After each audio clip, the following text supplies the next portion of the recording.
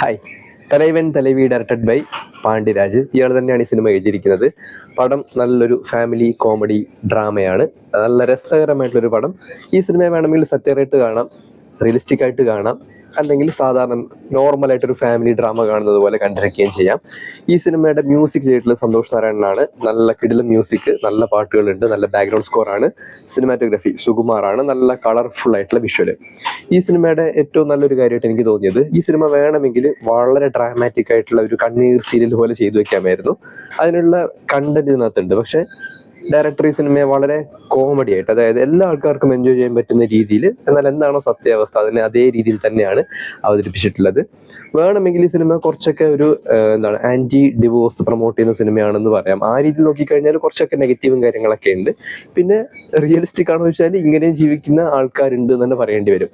സിനിമയിലേക്ക് വന്നു കഴിഞ്ഞാൽ വിജയ് സേതുപതി, നിത്യ മേനൻ, ചെമ്പൻ വിനോദ്, പിന്നെ എനിക്ക് പേരറിയാത്ത ഒരുപാട് നല്ല തമിഴ് ആർട്ടിസ്റ്റുകൾ ഈ സിനിമയിൽ അഭിനയിച്ചിട്ടുണ്ട്. എസ്പെഷ്യലി വിജയ് സേതുപതിയുടെ ഫാമിലിയിലുള്ള വിജയ് സേതുപതിയുടെ അച്ഛനായിട്ട് അഭിനയിച്ച ആള്, അമ്മ, സിസ്റ്റർ, അതുപോലെ തന്നെ അനിയൻ, അതുപോലെ തന്നെ നിത്യമേനന്റെ അച്ഛനായിട്ടാണ് ചെമ്പൻ അഭിനയിച്ചിട്ടുള്ളത്. നിത്യമേനന്റെ അമ്മയായിട്ട് അഭിനയിച്ചിട്ടുള്ളവരും നല്ല രീതിയിൽ തന്നെ ചെയ്തിട്ടുണ്ട്. പിന്നെ യോഗി ബാബു നല്ല രീതിയിൽ തന്നെ നന്നായി സ്കോർ ചെയ്തിട്ടുണ്ട്. പിന്നെ തമിഴ് പടങ്ങളിലെ കോമഡി എന്നൊക്കെ പറയുമ്പോൾ അറിയാലോ, നമുക്ക് മനസ്സിലാവും. അതായത് തമാശ ഡയലോഗ് പറയാൻ വേണ്ടി ചില സിറ്റുവേഷൻസ് ഉണ്ടാക്കി കൊടുക്കും. ആ സമയത്ത് തമാശ ഡയലോഗുകൾ പറഞ്ഞോളൂ. അതാണ് തമിഴ് സിനിമയിലെ കോമഡി എന്ന് പറയുന്നത്. അല്ലാതെ മലയാളത്തിലുള്ള ഈ സിറ്റുവേഷൻ ടൈപ്പ് തമാശകൾ അല്ലെങ്കിൽ ആ രീതിയിലുള്ള വെർബൽ ജോക്കൊന്നും തമിഴിൽ അധികം കാണാറില്ല. തമാശ പറയാനായിട്ടുള്ള സിറ്റുവേഷൻ ഇവരിങ്ങനെ ഒപ്പിച്ചു കൊടുക്കും. അപ്പൊ നമുക്ക് മനസ്സിലാകും എന്തോ ഡയലോഗ് വരുന്നുണ്ടെന്ന് അവരത് പറയും. പക്ഷെ നല്ല രീതിയിൽ തന്നെ ചെയ്തിട്ടുണ്ട് കേട്ടോ. ഈ സിനിമ ഫ്ലാഷ് ബാക്ക് പ്രസന്റ് ആ രീതിയിലാണ് ചെയ്തു വെച്ചിട്ടുള്ളത്.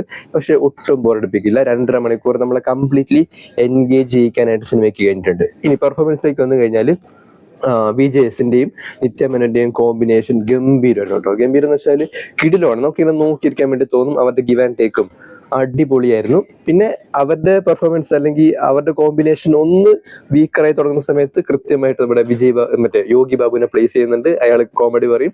പിന്നെ ഈ നിത്യയുടെ ചേട്ടനായിട്ട് അഭിനയിച്ചിട്ട് ഒരാളുണ്ട്, ഒരു ഗുണ്ട കഥാപാത്രം. അയാൾ നല്ല രീതിയിൽ തന്നെ സ്കോർ ചെയ്തിട്ടുണ്ട്. പിന്നെ മൊത്തം ആ രണ്ട് ഫാമിലിയും അത്യാവശ്യം നല്ല തരികിട ഫാമിലിയാണ്. നല്ല രീതിയിൽ തന്നെ അവർ സ്കോർ ചെയ്ത് പോയിട്ടുണ്ട്. എല്ലാ ആർട്ടിസ്റ്റുകളും നല്ല കിടിലമായിട്ടുള്ള പെർഫോമൻസ് ആയിരുന്നു.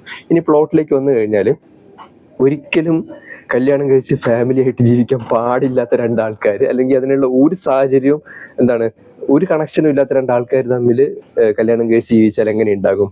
അതാണ് ഈ സിനിമയുടെ എൻ്റയർ പ്ലോട്ട് എന്ന് പറയുന്നത്. ഓരോ 5 മിനിറ്റിലും ഈ രണ്ട് കഥാപാത്രങ്ങൾ, അതായത് നിത്യമേനൻ അവതരിപ്പിക്കുന്ന പേരരസിയും വിജയ് സേതുപതിയുടെ ആകാശവീരൻ, ഈ രണ്ടാൾക്കാരും തമ്മിലുള്ള പ്രണയവും കാണാം, ഇവർ തമ്മിലുള്ള കോമ്പിനേഷൻ, അതായത് സ്നേഹപ്രകടനവും കാണാം. തൊട്ടടുത്ത മൊമെന്റിൽ രണ്ടുപേരും തല്ലിപ്പിരിഞ്ഞ് നിത്യ ബാഗ് കൊടുത്ത് ഇവരുടെ വീട്ടിലേക്ക് പോകുന്നതും കാണാം. പിന്നെ ഈ സിനിമ നോക്കിക്കഴിഞ്ഞാൽ ശരിക്കും നമ്മുടെ ഇന്ത്യൻ സൊസൈറ്റിയിൽ നമ്മൾ ആവശ്യത്തിൽ കൂടുതൽ ഇമ്പോർട്ടൻസ് ഈ ഫാമിലി എന്ന് പറയുന്ന ഒരു സെറ്റപ്പിന് കൊടുക്കുന്നുണ്ട്. അതായത് ഓരോ ആൾക്കാർക്കും, ഇപ്പോൾ അച്ഛൻ, അമ്മ, അതുപോലെ തന്നെ ഈ സിസ്റ്റർ, ബ്രദർ, ഈ റിലേഷൻഷിപ്പ്, അതേസമയത്ത് തന്നെ ഇവരുടെ പാർട്ണറായിട്ട് വരുന്ന ആൾക്കാർക്കൊക്കെ ആവശ്യത്തിൽ കൂടുതൽ ഇമ്പോർട്ടൻസ് ഒക്കെ കൊടുത്ത് നമ്മളുടെ ഒരു സെൽഫ് എസ്റ്റീം എന്ന് പറയുന്ന സാധനം ഉണ്ടല്ലോ, നമുക്ക് കിട്ടുള്ളൊരു വാല്യൂ ഉണ്ടല്ലോ, അത് പല സ്ഥലത്തും നമ്മൾ കോംപ്രമൈസ് ചെയ്യേണ്ടി വരും. അത് നിത്യമേനന്റെ ക്യാരക്ടറിൽ നമുക്ക് കാണാൻ വേണ്ടി പറ്റും. സെയിം ടൈം വിജയ് സേതുപതിയുടെ ആകാശവീരൻ എന്ന് പറയുന്ന കഥാപാത്രങ്ങളും ഇവർ പല സ്ഥലത്തും ആവശ്യത്തിൽ കൂടുതൽ കോംപ്രമൈസ് ചെയ്ത് അവരുടെ ഉള്ള വില കളഞ്ഞു കുളിക്കുന്ന രണ്ട് കഥാപാത്രങ്ങളാണ്.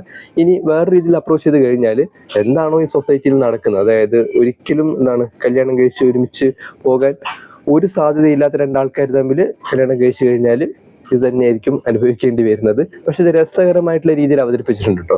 പക്ഷെ ഇങ്ങനെയുള്ള ഫാമിലിയിലൊക്കെ ഏറ്റവും കൂടുതൽ സഫർ ചെയ്യേണ്ടി വരുന്നത് ഇവരുടെ പാവപ്പെട്ട കുട്ടികളായിരിക്കും. അത് ആ സിനിമയുടെ സ്റ്റാർട്ടിങ് മുതൽ അവസാനം വരെ കൃത്യമായിട്ട് ഡയറക്ടർ കാണിച്ചു തരുന്നുണ്ട്. പക്ഷെ അത് വളരെ സബ്റ്റിലായിട്ടാണ് പറഞ്ഞു പോകുന്നത്. പിന്നെ ഞാൻ പറഞ്ഞല്ലോ, ഈ പടം മൊത്തത്തിൽ ഒരു കോമഡി ട്രാക്കിലാണ് ചെയ്തു വെച്ചിട്ടുള്ളത്. വേണമെങ്കിൽ ഡ്രാമാറ്റിക് ആക്കാമായിരുന്നു. പക്ഷെ ഡ്രാമയൊക്കെ മാറ്റി നിർത്തിയിട്ട് വളരെ തമാശ രീതിയിലാണ് ചെയ്തു വെച്ചിട്ടുള്ളത്. അത് എല്ലാ ആൾക്കാർക്കും എൻജോയ് ചെയ്യാൻ പറ്റുന്ന രീതിയിൽ തന്നെ ഡയറക്ടർ ചെയ്തിട്ടുണ്ട്. നല്ല രീതിയിൽ ക്യാരക്ടേഴ്സ് പെർഫോം ചെയ്തിട്ടുമുണ്ട്. ഈ സിനിമയുടെ പ്ലോട്ടിന് ഏതെങ്കിലും തരത്തിലുള്ള പുതുമയുണ്ടോ എന്ന് ചോദിച്ചു കഴിഞ്ഞാൽ അങ്ങനെ വലിയ പുതുമയൊന്നും നമുക്ക് പറയാൻ വേണ്ടി പറ്റില്ല. പക്ഷെ ഇത് സൊസൈറ്റിയിൽ നടക്കുന്ന കാര്യമാണ്, എപ്പോഴും റെലവെന്റ് ആയിട്ടുള്ള കാര്യമാണ്. ഈ സിനിമയുടെ മെയിൻ പ്ലോട്ടിലേക്ക് വന്നു കഴിഞ്ഞാൽ, ഇപ്പോൾ വിജയ് സേതുപതിയുടെ കഥാപാത്രം, ഇയാളൊരു ഹോട്ടൽ ജീവനക്കാരനാണ്. അതായത് ഇവരുടെ ഫാമിലി ഒരു ഹോട്ടൽ നടത്തുന്നുണ്ട്. 10ാം ക്ലാസ് ഫെയിൽഡ് ആയിട്ടുള്ള ഒരു സാധാരണ മനുഷ്യനാണ്. നിത്യമേനനാണെങ്കിൽ എഡ്യൂക്കേറ്റഡ് ആണ്, പക്ഷെ ജോലിയില്ല. ഇവർ തമ്മിൽ ഇഷ്ടപ്പെടുന്നു. അതായത് വളരെ അറേഞ്ച്ഡ് ആയിട്ടാണ് കല്യാണവും കാര്യങ്ങളൊക്കെ ചെയ്യുന്നത്. പക്ഷെ ഒരു മൊമെന്റ് എത്തുമ്പോഴത്തേക്ക് ഇവർ തമ്മിൽ പ്രണയത്തിലെത്തും. ഒരു കല്യാണം കഴിക്കാൻ വേണ്ടി എനിക്കും ഇങ്ങനെ കല്യാണം കഴിക്കും. കല്യാണം കഴിച്ചു കഴിയുമ്പോഴത്തേക്കാണ് ഇവർക്ക് മനസ്സിലാവുക ഇവർ ഒരിക്കലും കല്യാണം കഴിക്കാൻ പാടില്ലാത്ത രണ്ട് കപ്പിൾസ് ആയിരുന്നു എന്നുള്ളത്.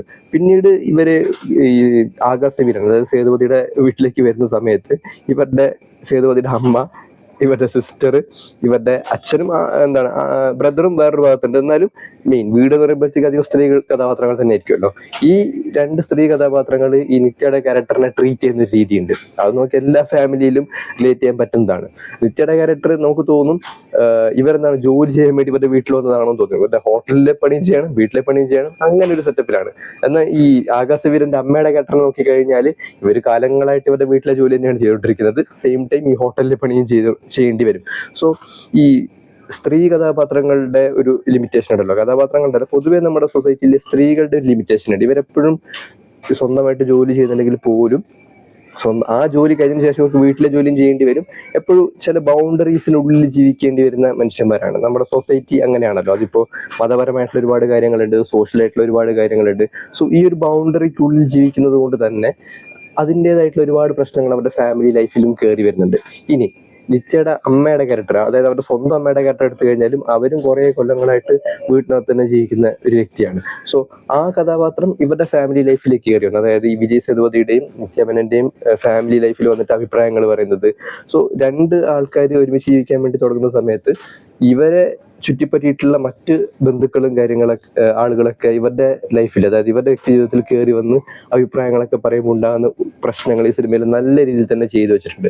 നമുക്ക് ഒരിക്കലും അങ്ങനെ രണ്ടാൾക്കാർ ഒരുമിച്ച് ജീവിക്കാൻ വേണ്ടി തുടങ്ങിക്കഴിഞ്ഞാൽ മറ്റുള്ള ആൾക്കാരുടെ അഭിപ്രായങ്ങളും അല്ലെങ്കിൽ അവരുടെ താല്പര്യങ്ങളൊന്നും അങ്ങനെ വലിയ രീതിയിൽ പരിഗണിക്കേണ്ടതില്ല. പക്ഷെ ഇന്ത്യൻ സൊസൈറ്റി വെച്ച് നോക്കുമ്പോഴത്തേക്ക് നമ്മളെപ്പോഴും ഈ ഫാമിലി റിലേഷൻഷിപ്പിന് ആവശ്യത്തിൽ കൂടുതൽ ഇമ്പോർട്ടൻസ് കൊടുക്കുന്നുണ്ട്. നമ്മൾ വല്ലാണ്ട് ഇമ്പോർട്ടൻസ് കാര്യങ്ങളൊക്കെ കൊടുക്കും. നമ്മളും അങ്ങനെ തന്നെയാണ്, മറ്റുള്ളവരുടെ കാര്യത്തിൽ കയറി ഇടപെടും. അതിന്റെ കാരണം എന്ന് പറയുന്നത് നമ്മുടെ റിലേഷൻഷിപ്പുകളെല്ലാം അങ്ങനെയാണ്. നമ്മൾ ആവശ്യത്തിൽ കൂടുതൽ ഇമ്പോർട്ടൻസ് കൊടുത്ത് ഇങ്ങനെ പിടിച്ചു വെക്കുന്ന ഒരു സ്വഭാവം പൊതുവെ ഇന്ത്യൻ സൊസൈറ്റിയിലുണ്ട്. സോ ആ ഒരു കൾച്ചറും കാര്യങ്ങളൊക്കെ നല്ല രീതിയിൽ തന്നെ സംവിധായകൻ ചെയ്തു വെച്ചിട്ടുണ്ട്. ഇനി മറ്റൊരു കാര്യം, ഞാൻ ആദ്യം പറഞ്ഞത് ഈ പടം ഒരു ആന്റി ഡിവോഴ്സ് ആ ഒരു ആശയം പ്രൊപ്പഗേറ്റ് ചെയ്യുന്നുണ്ട്. അതായത് ഈ പടത്തിന്റെ അവസാനത്തുന്ന സമയത്ത് രണ്ടുപേരും ഡൈവേഴ്സ് ചെയ്യാൻ വേണ്ടി സമ്മതിക്കും, ഡൈവേഴ്സ് ആകും. പക്ഷെ വീണ്ടും അവർ ഒരുമിച്ച് ജീവിക്കാൻ വേണ്ടി പോകും. തൊട്ടടുത്ത മൊമെന്റിൽ തന്നെ അവർ തമ്മിൽ പ്രശ്നങ്ങൾ ഉണ്ടാകും, അടി ഉണ്ടാകും, പോലീസ് സ്റ്റേഷനിൽ പോകും. സോ ഒരു ഗുലുമാൽ ഫാമിലിയാണ്, മനസ്സിലായില്ലേ? പ്രശ്നങ്ങൾ ഉണ്ടാവുന്നു, പിരിയുന്നു, അടി ഉണ്ടാവുന്നു, പിരിയുന്നു. സോ ഇതിന്റെ എല്ലാ പ്രശ്നങ്ങളും അല്ലെങ്കിൽ എല്ലാ സൈഡ് എഫക്റ്റും അനുഭവിക്കേണ്ടി വരുന്നത് ഇവരുടെ വീട്ടിലുള്ള കുട്ടികൾക്കാണ്. ഇവരുടെ കുട്ടികൾക്കും അതുപോലെ തന്നെ ബാക്കിയുള്ള കുട്ടികൾക്കൊക്കെയാണ്. അത് ആ സിനിമയുടെ സ്റ്റാർട്ടിങ് മുതലേ കാണിക്കുന്നുണ്ട്. അതായത് കേക്കും കൈ പിടിച്ചുകൊണ്ടിരിക്കുന്ന രണ്ട് കുട്ടികൾ, അതുപോലെ തന്നെ മുടി പകുതി എടുത്ത ഒരു കുട്ടി, അങ്ങനെ കുട്ടികളെയും അതുപോലെ തന്നെ ഈ പറയുന്ന ഈ ഫാമിലി എന്ന് പറയുന്ന ഈ സെറ്റപ്പിൽ വരുന്ന വ്യക്തികളെയാണ് ഏറ്റവും ആത്യന്തികമായിട്ട് ഈ പ്രശ്നങ്ങളൊക്കെ ബാധിക്കുന്നത്. അതും ഈ സിനിമ കാണിച്ചു തരുന്നുണ്ട്.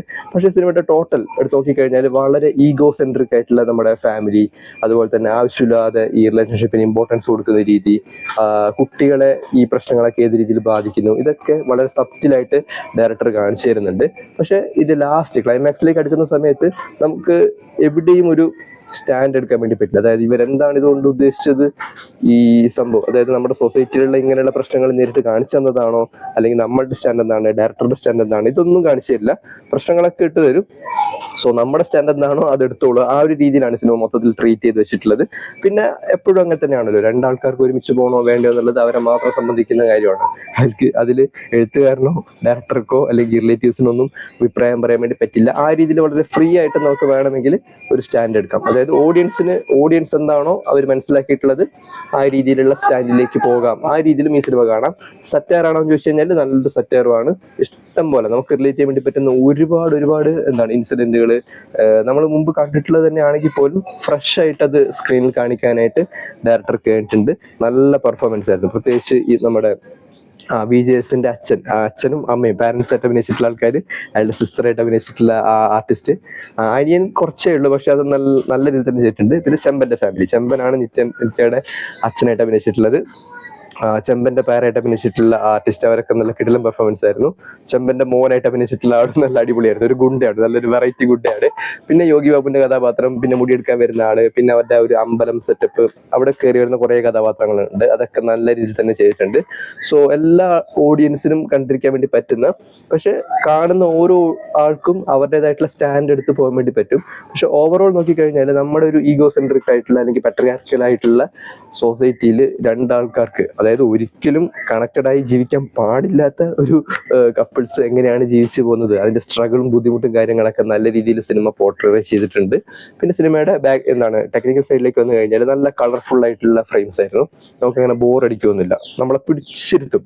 വിഷ്വലി സിനിമ നല്ല രീതിയിൽ പിടിച്ചിരുത്തുന്നുണ്ട്.